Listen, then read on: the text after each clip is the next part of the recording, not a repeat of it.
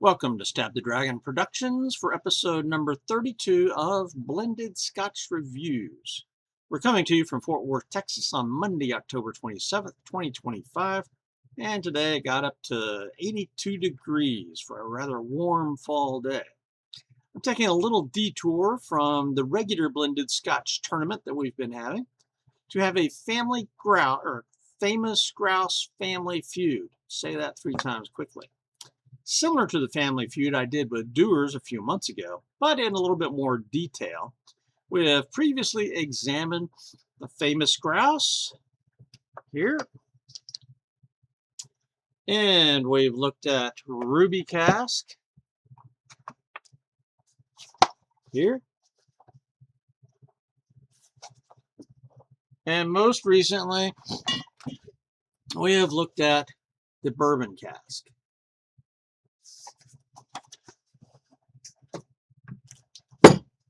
Today, we're going to look at Famous Grouse Smoky Black. A little bit of peat smoke. And there's probably going to be a single malt reveal at the end and maybe a cocktail thrown in as well. So just the facts. This is a blended Scotch whiskey, which means it has single malts as well as single grain whiskey. It's 80 proof and it is lightly peated. This 750 milliliter bottle cost me about $29.99 before tax and is moderately available in Fort Worth for $30 or a little bit more. Tasting notes: sweet and malty at the start, maybe a little bit of fruit. Spicy. The peat smoke begins shortly after the first sip and builds as you go. It is a very light touch. It's noticeable, but it's not heavily done. And so to me, it's a nice briny sea salt kind of a breeze with a little bit of campfire in the background. My score for this whiskey was an 87. My letter grade for drinkability, solid A. Recommendation: this is a keeper for sure. This is about my 3rd bottle of this. The smoke may be a bit intense for somebody new to peated whiskeys, but at the same time, it's light enough to where it would, if you're interested in peated whiskeys, this would be, just right. So I highly recommend it. For the history, I'm not going to go through all the history of the famous grouse. You can look at my other previous videos on the grouses, Gousei, Grouchi, to get that history. But this Smoky Grouse was released in 2015, and this is not one of the cask finish series. This is known as a blender's edition, something like that. Right here on the neck, it says Blender's Edition. So this is kind of a permanent part, I think, of their profile. Some of the other cask finish series have appeared and then disappeared. I think the bourbon cask may be going away. It's not listed on their website anymore. So, but this was released in 2015, and the cask series were released, in like 2022, I think. This, however, dates back further because this was basically a rebranding of what they called the Black Grouse, and that one dates back to 2007. But I think it's the same recipe. So that's the history for 5 out of 5 points for history. Bottle, label, and marketing. The bottle remains basically the same as the other Gousei. I think, however, this may not be accurate, but I'm kind of thinking the bottle itself has a light tinting. Perhaps, I might be wrong on that, but this whiskey looks awful dark in the bottle and not quite as dark in the glass, so I'm not sure.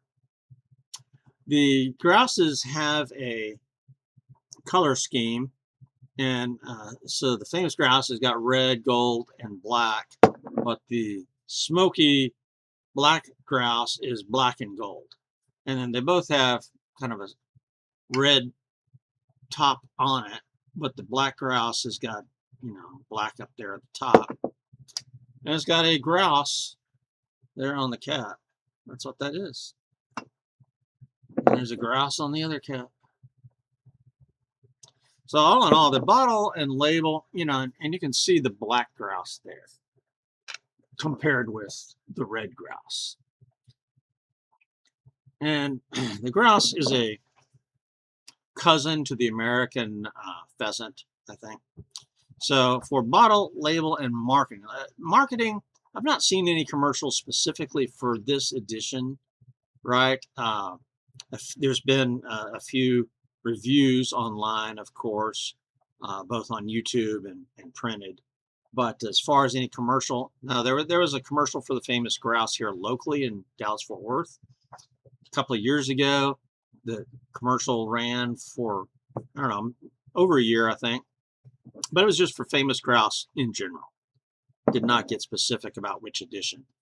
So there's just not going to be much advertising for something like this, which is unfortunate because I think this is my favorite grouse. Bottle, label, and marketing, 4 out of 5 points. Points off because there's no commercials or ads. Appearance of this whiskey. Clearly, it is the darkest of the whiskeys. But I can pull out the ruby cask, which has got that port wine finish going on. And so, you know, those two are the darkest ones. The port wine may actually even be a little bit darker. Maybe it's red tint, but that port wine may be just a tad darker. I'm not sure. It's close.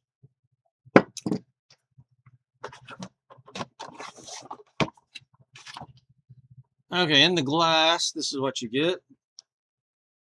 So, you know, that is, you know, reasonably dark. I'm going to say the appearance there, that bumps it up to about a 3. That's a 3 out of 5. And aesthetically, I prefer darker whiskeys for some reason. It's a 3 out of 5 for appearance.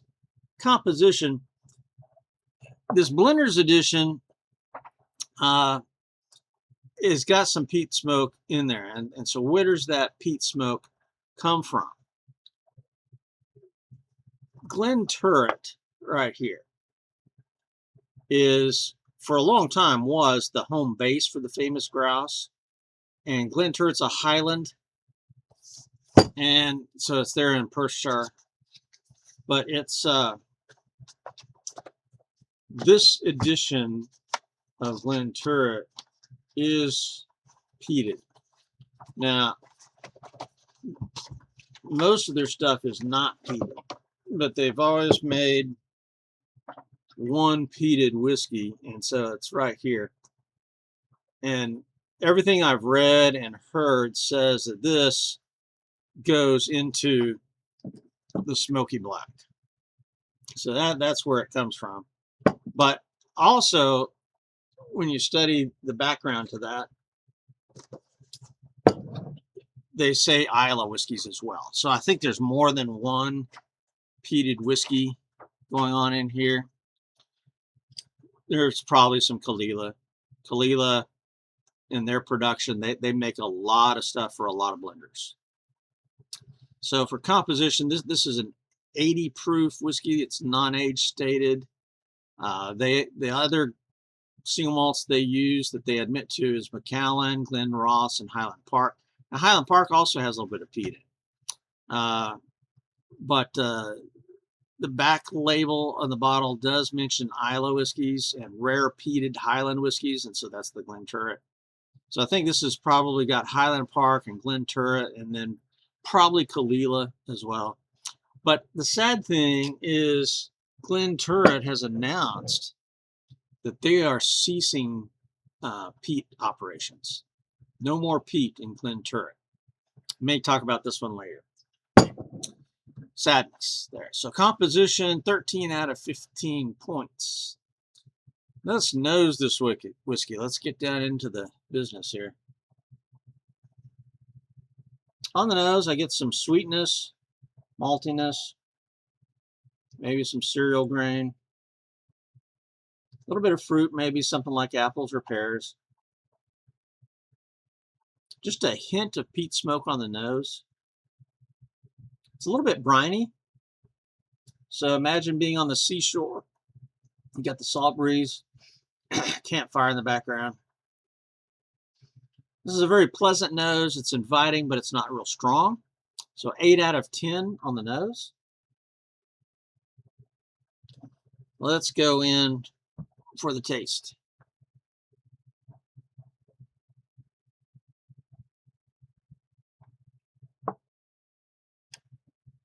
And right away, starts off with the sweetness. I mean, it tastes like it's Big Brother, famous grouse. You get that. A little bit of maltiness. You get the cereal grain going on there. Little bit of fruit, not much, but again, maybe some apples or pears. And then the smoke hits you.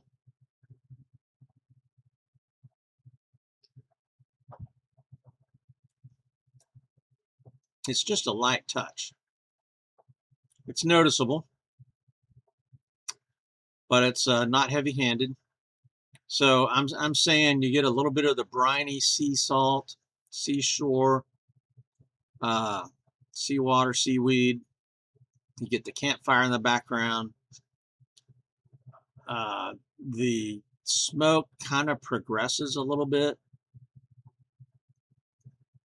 It loses its briny flavor and kind of goes towards the ashy.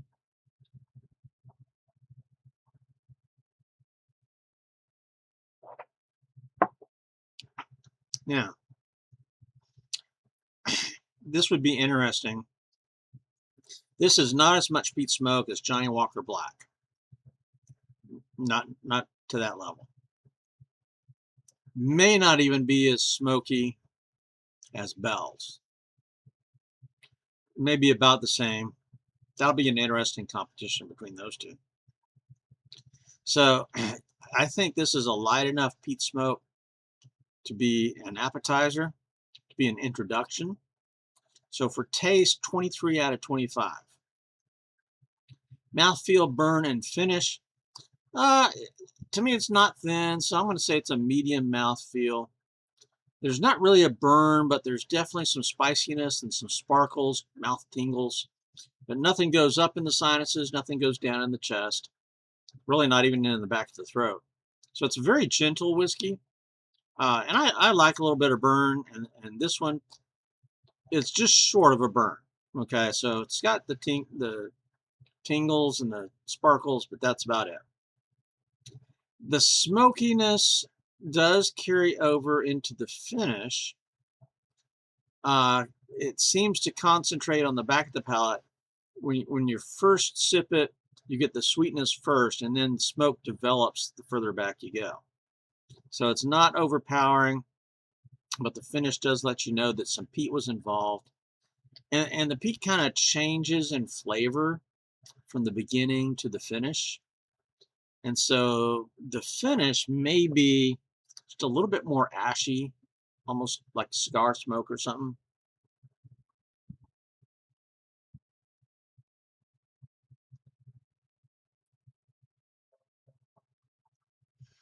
So all in all, mouthfeel, burn, and finish, 13 out of 15. Now, neat or mixer. This is perfect neat. I mean, I really like this whiskey. There's enough flavor there to where if you have to have ice, the flavor might stand up to ice. But to me, this is a perfect whiskey for a cocktail. Yesterday, I made the Drambuie Rusty Nail, right? And it was fantastic with this whiskey. There was still just enough of a peat smoke hint in there to balance the sweetness of the Drambuie. And I don't use much Drambuie. Okay, we're talking a couple of teaspoons. That's it, maybe. Some people do a 1-to-1 mixture or 1 to 0.5 mixture. But that Drambuie is ultra sweet for me. I like its flavor, but I don't want it to dominate the whiskey. I want it to complement the whiskey. So I just have to keep a little bit of Drambuie in there. So all in all, it made for a very lovely rusty nail. So let me pause the video right now, and I'm going to go make another cocktail and be right back. All right, I am back. And the Famous Grouse website recommended an old-fashioned using the Smoky Black. So that's what I did. And this is the first time I've used Scotch in an old-fashioned. And so you take a shot and a half or so of the whiskey. You put in 2 or 3. I put in 4 dashes of bitters. And the bitters I used were Azteca chocolate bitters. And some orange peel. And I don't know if you can see it, but there's a Luxardo cherry right there. And then the sweetener is maple syrup. So that's kind of the recipe they recommended.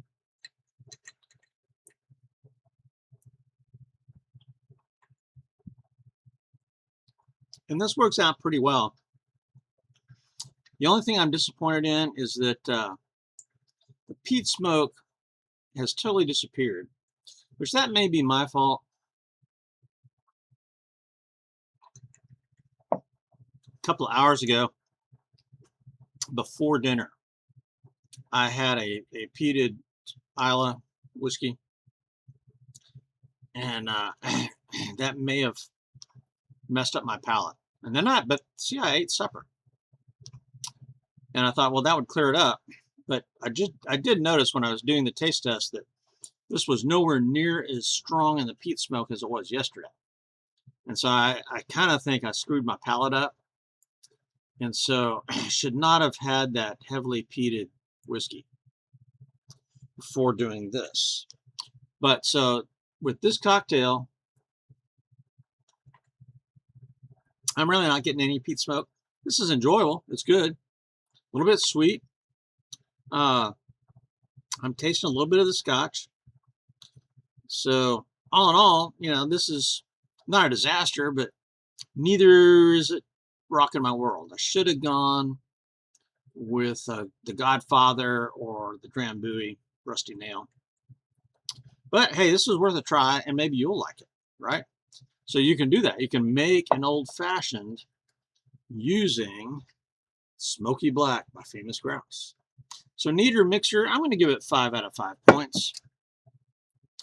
Price, value, and availability. I don't remember where I bought this bottle, but I did pay $29.99 as the sticker says.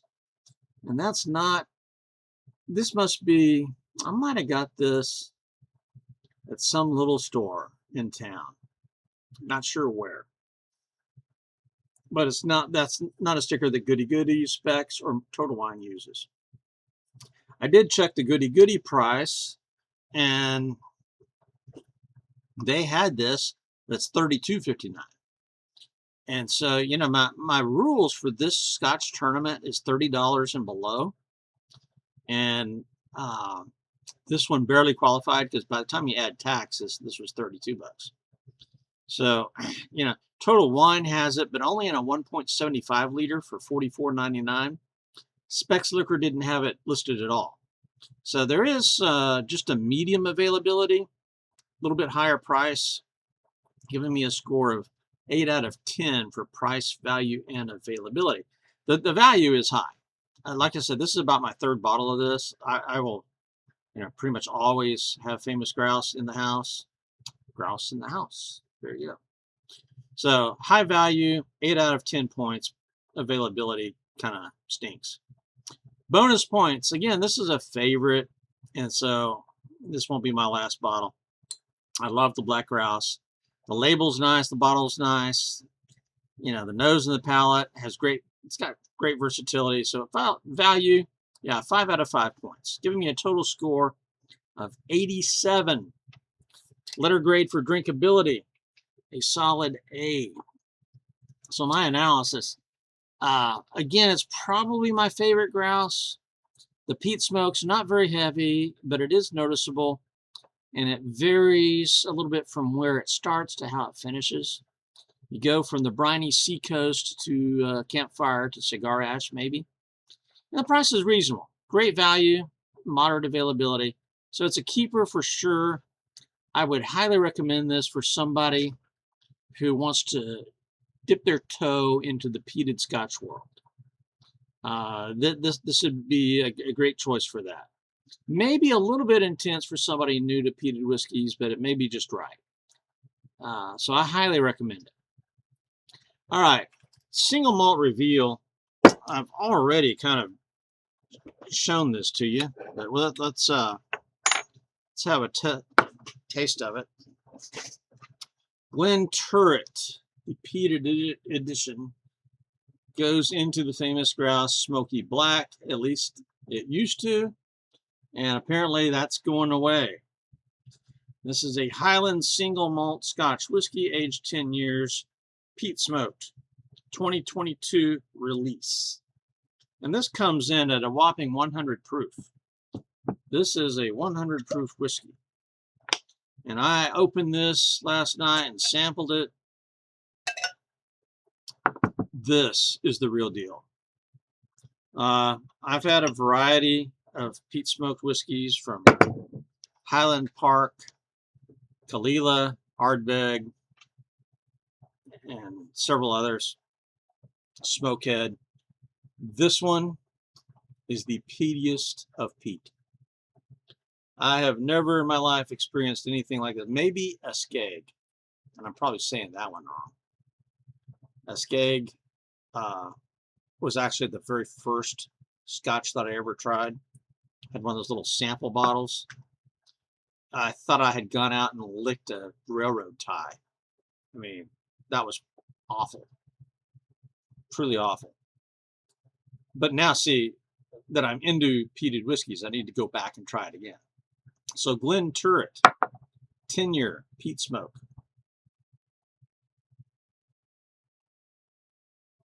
And man, if they do away with this whiskey, shame on them.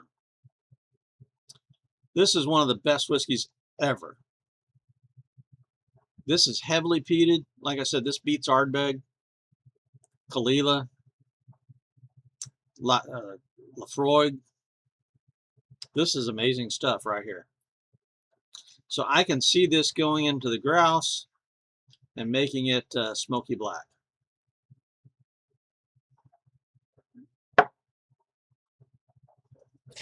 Okay. Well, what's coming up next? This week is Halloween week, right? It's also Reformation week. So I may do a scary whiskey. There you go. I might try to look at the Smokehead later this week. And then I may try to do something along the lines of Reformation. Because Reformation happens on October 31st. And in our church, Reformation Sunday was this past Sunday. All right, for now, this is Stab the Dragon for Blended Scotch Reviews out here.